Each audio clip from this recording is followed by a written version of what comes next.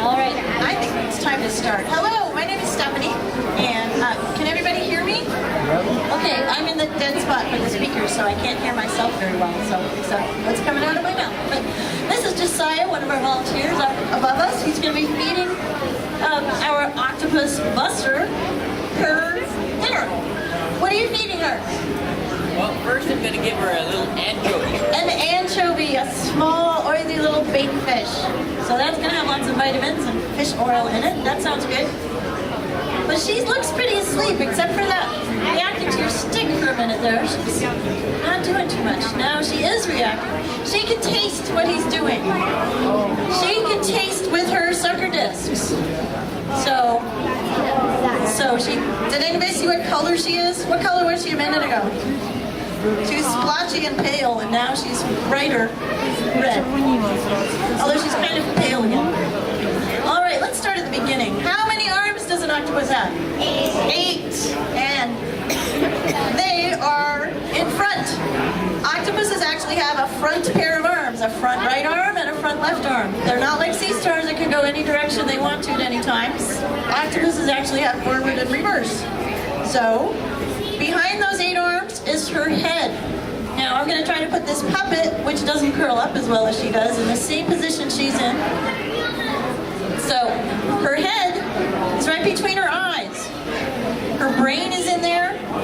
Her mouth is on the underside, right in the middle of that ring of arms. And then behind her head, often hanging down behind, if she's crawling around, it'll be trailing after her, is her body. So legs, head, body. That's a little different than we're put together, but it works great for octopuses.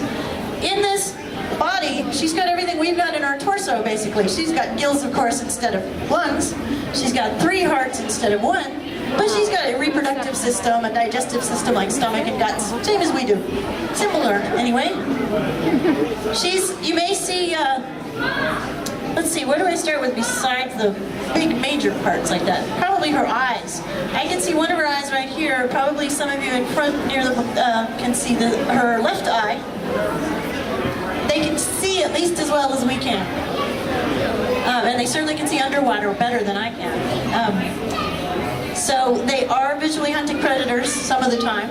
They're nocturnal though, so often they're out crawling around at night instead. So they can see really well, but they don't necessarily need it to hunt with.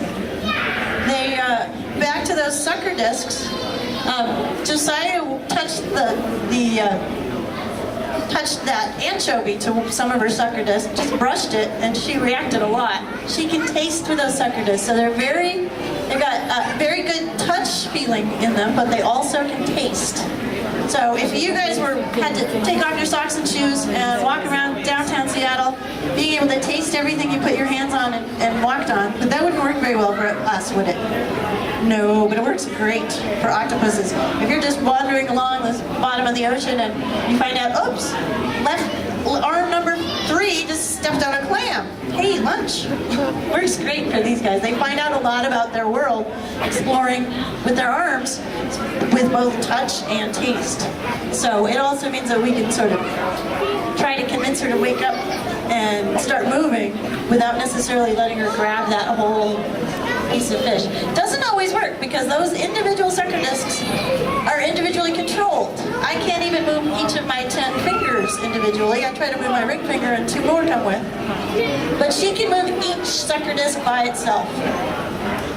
And here she's finally moving, budging.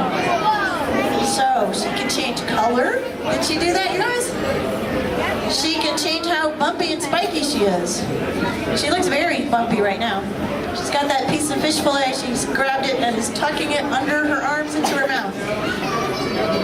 There she goes. One of the questions we get a lot is, how old is she? And the answer is, we don't know. She may be somewhere around 2 years old. Maybe 1.5, maybe more.